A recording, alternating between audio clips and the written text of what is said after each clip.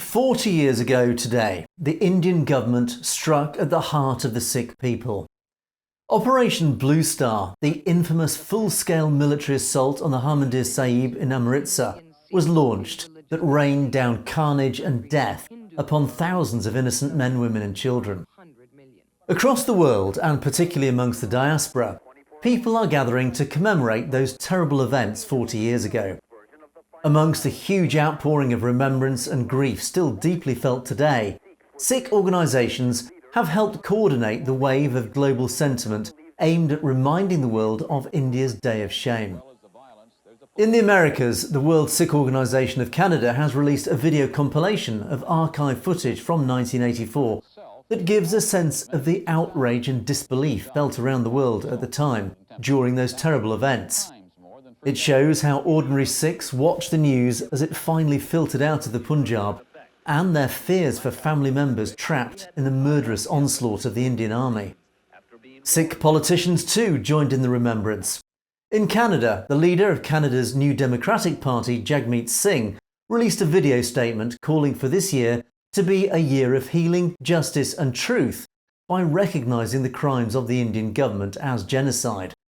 This November, his party is seeking to achieve official recognition of the 1984 genocide in Canada's Parliament. And in the UK, as Sikh politicians work towards re-election in July's general election, well-known Sikh MP Tan Desai is also using the likelihood of a Labour victory to help uncover the truth once again over the events of 1984.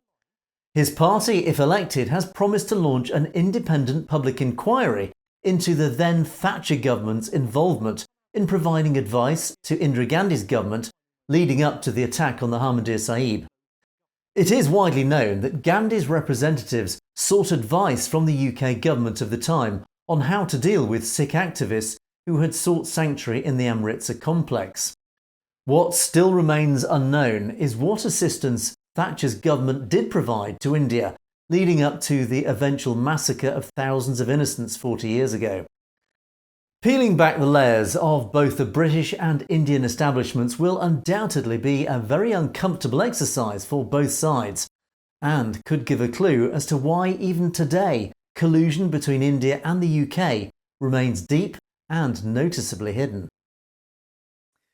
You've been watching Sutlej TV News. Don't forget to click on the subscribe button to make sure you get to see stories as they're broadcast. And of course, if you have any comments or opinions on any of our news stories, you can comment below.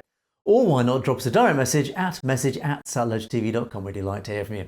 In the meantime, thanks for watching. For Sutlej TV News, I'm Angus Scott in London.